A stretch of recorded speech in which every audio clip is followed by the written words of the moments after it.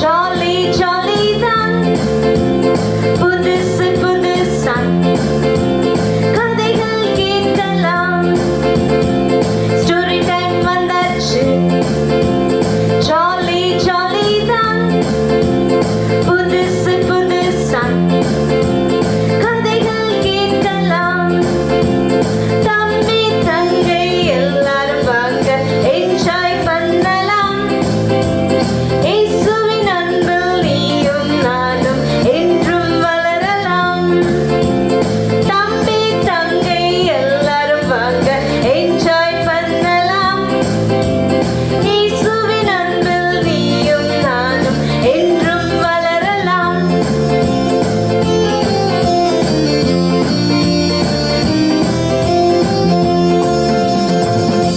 செல்லங்களா, வந்துட்டீங்களா?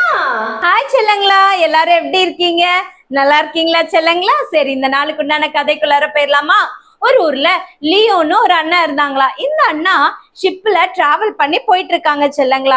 ஷிப்ல டிராவல் பண்ணிட்டு போயிட்டு இருக்கும் போது இந்த அண்ணன் போயிட்டு இருந்த ஷிப்பு ஒரு பெரிய ஆபத்துல மாட்டிருச்சு செல்லங்களா. என்ன ஆபத்து தெரியுமா? அந்த ஷிப்ல போயிட்டு இருக்கும் போது அந்த கடல்ல ரொம்ப பெரிய மாற்றம் உண்டாகுச்சு. என்னன்னா, கடல்ல ஒரே புயலும் காத்தும் மாறி மாறி அடிச்சனால இந்த ஷிப் எப்படி ஆச்சுன்னா பேலன்ஸ்ட் இல்லாம இப்படி இப்படின்னு அந்த கடல்ல மிதந்துட்டு இருந்தது செல்லங்களா. நீங்களே யோசிச்சு பாருங்களேன், நீங்க கடல்ல ஷிப்ல போயிட்டு இருக்கும் போது புயலும் காத்தும் ரொம்ப பலமா வீசினப்ப என்ன செய்யும்? ஷிப்பு நிலை தடுமாறிடும் இல்லையா? அது பேலன்ஸ்ட் இல்லாம இருக்கும். அப்ப இப்படி இப்படின்னு அந்த ஷிப்பு அங்கேயும் இங்கேயுமா மிதந்துட்டு இருக்க ஒரு கட்டத்துல என்ன ஆயிடுச்சுன்னா, இந்த ஷிப்பு ரெண்டா உடைஞ்சு போயிடுச்சு செல்லங்களா. ரெண்டா உடைஞ்சு போய் என்ன ஆச்சு? ஷிப்புக்குள்ளார இருக்கிறவங்க எல்லாரும் தண்ணிக்குள்ளார போயிட்டாங்க. தண்ணிக்குள்ளார போன உடனே என்ன ஆகும்? கொஞ்ச நேரத்துல அவங்களுக்கு ஸ்விம் பண்ண தெரிஞ்சவங்கனால ஸ்விம் பண்ணி இதாவாங்க, தெரியாதவங்க கடலுக்குள்ளாரையே செத்து போயிடுவாங்க இல்லையா? ஆனா இந்த லியோ அண்ணா என்ன பண்ணாங்க? கஷ்டப்பட்டு ஸ்விம் பண்றாங்க செல்லங்களா. ஆனாலுமே காத்தும் மழையும் ரொம்ப ஜாஸ்தியா இருக்கனால அண்ணனால ரொம்ப தூரம் ஸ்விம் பண்ணவே முடியல. ஆனாலும் இந்த அண்ணன் கஷ்டப்பட்டு ஸ்விம் பண்ணி ஒரு கட்டத்துல ஒரு கட்டைய அண்ணன் கைக்கு கிடைச்சிருச்சு. இந்த லியோ அண்ணன் என்ன பண்ணாங்களா, அந்த கட்டையை இறுக்கமா பிடிச்சிட்டாங்க செல்லங்களா. இறுக்கமா பிடிச்சு அந்த அண்ணன் ரொம்ப தூரம் ஸ்விம் பண்ணனால அண்ணனால மறுபடியும் எச்சா ஸ்விம் பண்ண முடியல. அந்த கட்டையை பிடிச்சி அந்த அண்ணன் என்ன ஆயிட்டாங்க? அந்த கட்டை மேலேயே அப்படியே மயக்கம் போட்டு விழுந்துட்டாங்க செல்லங்களா. மயக்கம் போட்டு விழுந்த உடனே அந்த என்ன பண்ணும்? அந்த கட்டை எங்கேயாவது கொண்டு போய் ஒரு கரையை சேர்க்கும் இல்லையா? ஒரு கட்டையை பிடிச்சிட்டோம்னா அது என்ன பண்ணும்? அந்த அலையில அது அப்படியே கொண்டு போய் எங்க சேர்க்கும்? ஒரு கட்டத்துல ஒரு கரையில சேர்க்கும். அதே மாதிரி இந்த லியோ அண்ணனையும் என்ன பண்ணுச்சு? அந்த கட்டையை அண்ணன் பிடிச்சனால அது அப்படியே அலை அடிச்சு அண்ணனை கொண்டு போய் ஒரு தீவோட ஓரத்துல கொண்டு போய் விட்டுருச்சு. தீவுனா என்ன? It's like one island. ஓகேவா? ஐலாண்டு தான் நம்ம தீவுன்னு சொல்லுவோம். சரியா செல்லங்களா? ஒரு தீவுல கொண்டு போய் அண்ணனை சேர்த்துருச்சு. ஆனா அந்த தீவுல யாருமே இல்லாத தீவு செல்லங்களா. அந்த தீவுல மனுஷங்களே வாழ மாட்டாங்க. அது மனிதர்கள் வாழ ஏற்பில்லாத ஒரு தீர்வா இருந்துச்சு. அந்த தீவுல அந்த அண்ணன் தனியா இருக்காங்க. இந்த அண்ணன் என்ன ஆனாங்க? அந்த மயக்கத்துல இருந்து தெளிஞ்ச கண்ணை முழிச்சு பார்க்கும்போது அந்த தீவுல ஒருத்தருமே இல்லை. அண்ணனுக்கு எப்படி இருக்கும்? ஒரே பேனிக் ஆயிடுச்சு. நீங்களும் ஒரு ஆளே நடமாட்டம் இல்லாத ஒரு இடத்துல கொண்டு போய் விட்டா நீங்க எப்படி இருப்பீங்க? பயந்து போயிருவீங்கல்ல. அதே மாதிரிதான் இந்த லியோ அண்ணனும் யாருமே இல்லாத தீவுக்குள்ளார போன உடனே அண்ணனுக்கு ஒரு மாதிரி ஆயிடுச்சு. ஐயோ, நம்ம இப்படி ஒரு தீவுல மாட்டிட்டோமே, இங்க நம்ம எப்படி தப்பிச்சு போறது? நம்ம இங்க இருக்கிறோன்னு எப்படி நம்ம தகவல் சொல்றது அப்படின்னு அண்ணனுக்கு தெரியவே இல்லை செல்லங்களா. அண்ணனுக்கு என்ன பண்றதுன்னு தெரியல. உடனே அண்ணன் என்ன பண்ணுனாங்க? அப்படியே சுத்தி முத்தியும் பார்த்தாங்க செல்லங்களா. அண்ணனுக்கு எந்த வழியும் தெரியாதனால அண்ணன் என்ன பண்ணுனாங்க? அன்னைக்கு நைட் அப்படியே அதே இடத்துலயே அண்ணன் தூங்கிட்டாங்க. அப்புறம் மறுபடியும் அடுத்த நாள் காலையில எந்திரிச்சாங்க. எந்திரிச்ச உடனே சரி, இந்த காடுகள்ல ஏதாவது சாப்பிட கிடைக்குதா அப்படின்னு பார்க்கலான்னு அண்ணன் போய் அந்த காட்டுல எல்லாம் பாக்குறாங்க. அண்ணனுக்கு ஒரு சில ஃப்ரூட்ஸ் அண்ணனுக்கு கிடைக்குது. அதனால அண்ணன் அதை சாப்பிட்டுட்டு வராங்க. சாப்பிட்டுட்டு வந்த உடனே அண்ணன் வந்து படுத்து தூங்கிடுறாங்க செல்லங்களா. அடுத்த நாள் காலையில அண்ணா வந்து என்ன பண்றாங்க, என்ன கடவுளே, நான் வந்து இப்படி ஒரு இடத்துல நான் வந்து என்ன ஆயிட்டேன், நான் வந்து தெரியாம இப்படி ஒரு இடத்துக்கு நான் வந்துட்டேன், என்னை கொண்டு வந்து இங்க சேர்த்துட்டீங்க, எனக்கு இப்படி ஒரு ஆபத்து நேரிடுச்சு, நான் வந்து என்ன தப்பு செஞ்சேன் என்ன அப்படின்னு அண்ணன் ஒரே புலம்புறாங்க. என்னை எப்படியாவது இங்க இருந்து என்னை தப்பிச்சு நான் எப்படியாவது நான் என்னுடைய வீட்டுக்கு நான் போயிடணும், அதுக்கு எனக்கு உதவி செய்யுங்க அப்படின்னு சொல்லி அண்ணன் ஜோம் பண்றாங்க. ஆனாலும் அண்ணனோட ஜெபம் கேட்கப்படல செல்லங்களா. மறுபடியும் அடுத்த நாள் சேம் அண்ணன் அப்படியே தூங்கிட்டாங்க. மறுபடியும் அடுத்த நாள் எந்திரிக்கிறாங்க, அண்ணன் இதே மாதிரி ஜோம் பண்றாங்க, அண்ணனோட ஜெபம் கேட்கப்படல. அண்ணன் என்ன பண்ணிட்டாங்க, அப்படியே தூங்கிட்டாங்க செல்லங்களா.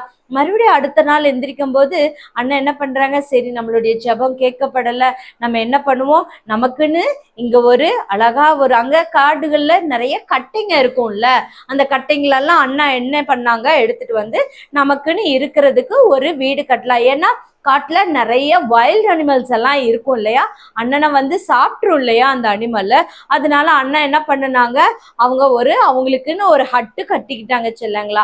ஹட்டு கட்டி அண்ணன் என்ன பண்றாங்க, அந்த ஹட்டுக்குள்ளார போய் இருக்காங்க. போய் இருந்த உடனே அப்பா எப்படியோ நம்மளுக்குன்னு இருக்கிறதுக்கு ஒரு சின்னதா ஒரு வீடு கட்டிட்டோன்னு அண்ணனுக்கு ஒரே சந்தோஷம். சரின்னு அங்க இருக்கிற குச்சிகள்லாம் கொஞ்சம் எடுத்து அண்ணன் ஒரு அடுப்பு மாதிரி செய்யறாங்க. அப்போ அங்க இருக்கிற ஒரு உடைஞ்ச பானை கிடைக்குது செல்லங்களா. அண்ணன் அந்த பானையும் அப்படியே எடுத்து, ஏன்னா அது மேல உடைஞ்சிருக்கு, பட் ஈவன் தோ அதுல ஏதாவது ஒண்ணு சமைச்சு நம்ம சாப்பிட்டுக்கலாம், அந்த மாதிரி ஒரு பானையை அண்ணன் எடுத்து என்ன பண்றாங்க, அதுல குக் பண்ணி ஏதாவது சாப்பிடலான்னு சொல்லி இந்த அண்ணன் என்ன பண்றாங்க, டீ எல்லாம் பத்த வச்சுட்டாங்க. சரி நம்ம போய் காட்டுல ஏதாவது வெஜிடபிள்ஸ் எடுத்துட்டு வரலாம் அப்படின்னு சொல்லிட்டு அண்ணன் போறாங்க செல்லங்களா.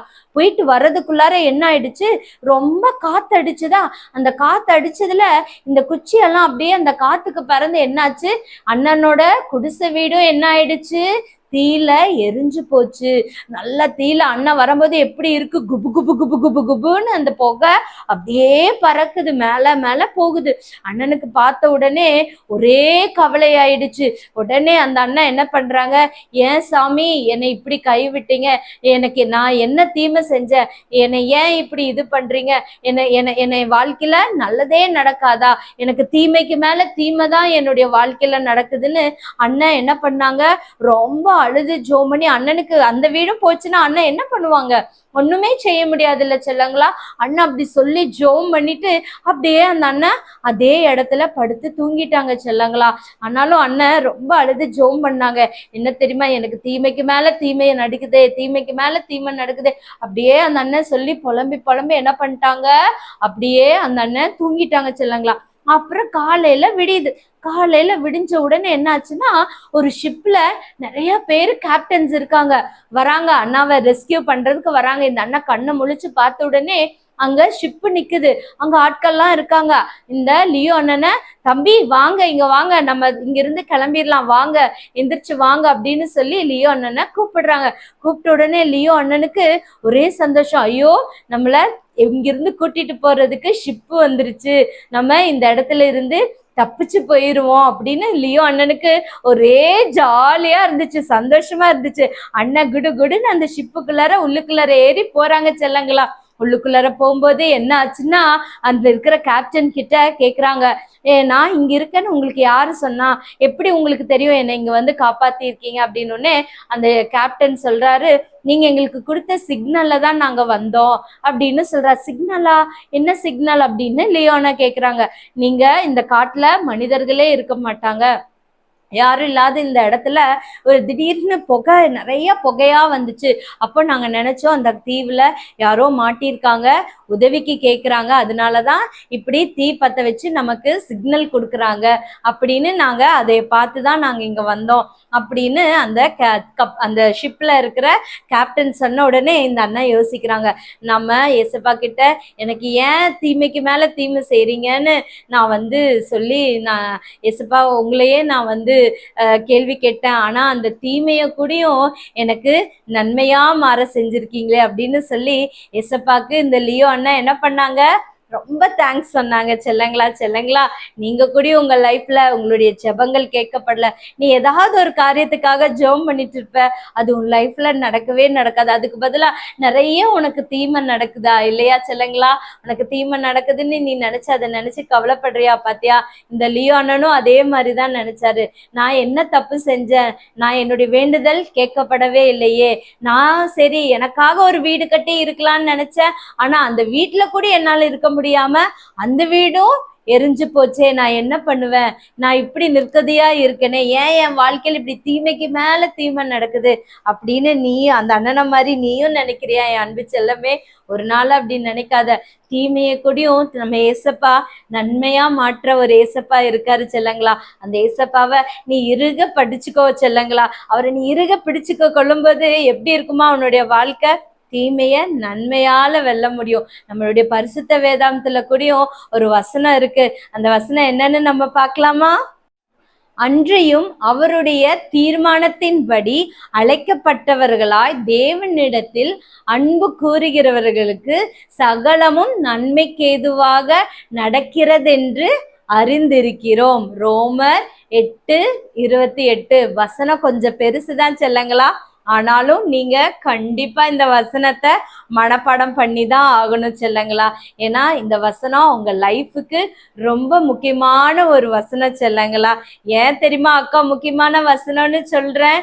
ஏன்னா நிறைய நேரத்துல உங்களுடைய ஜெபங்கள் கேட்கப்படல, நான் தனிமையா இருக்கேன், நான் எப்படி என்னுடைய ஜெபங்கள் கேட்காம நான் இப்படியே இருக்கேனே, என் வாழ்க்கையில நன்மையே நடக்கலையே, தீமை மட்டும்தான் நடக்குதுன்னு நீ நினைச்சு சொல்லிட்டே இருக்க இல்லையா? அந்த டைம்ல எல்லாம் இந்த வசனத்தை நீ நினைச்சுக்கோ என் அன்பு செல்லமே. இந்த வசனத்தை உன் இருதயத்துல நீ பதிச்சு வச்சுட்டேன்னு வச்சுக்கோயேன். உனக்கு இந்த மாதிரி சூழ்நிலை எல்லாம் வரும்போது இந்த வசனத்தை சொல்லும் போது ஏசப்பா உன்னுடைய எல்லா தீமையான காரியத்துல இருந்தும் உன்னைய நன்மையாக மாற்றுவாரு. சரியா என் அன்பு செல்லமே? அதனால இந்த வசனத்தை நீ கண்டிப்பா மனப்பாடம் பண்ணிதான் ஆகணும். பெருசா இருக்கேன்னு சொல்லி மனப்பாடம் பண்ணாம போயிடாதீங்க. பெருசா இருக்குன்னா கொஞ்ச நேரம் உட்காருங்க. அது எப்படி படிக்கணுமோ உங்க அம்மா அப்பா கிட்ட சொல்லி அதை எனக்கு சொல்லி கொடுங்கன்னு சொல்லி அதை படிச்சு மனப்பாடம் பண்ணிக்கோங்க. உங்களுடைய லைஃபுக்கு இந்த வசனம் ரொம்ப முக்கியம். சரியா செல்லமே? அக்கா கூட சேர்ந்து நீங்க சொல்றீங்களா? அக்கா சொல்றேன், என் கூட சேர்ந்து நீங்களும் சொல்லுங்க. சொல்லலாமா? அன்றியும் அவருடைய தீர்மானத்தின்படி அழைக்கப்பட்டவர்களாய் தேவனிடத்தில் அன்பு கூறுகிறவர்களுக்கு சகலமும் நன்மைக்கேதுவாக நடக்கிறதென்று அறிந்திருக்கிறோம். சூப்பரா இருக்கா செல்லம்? இந்த வசனம் எங்க இருக்கு? ரோமர் 8:28 சொல்லுங்க.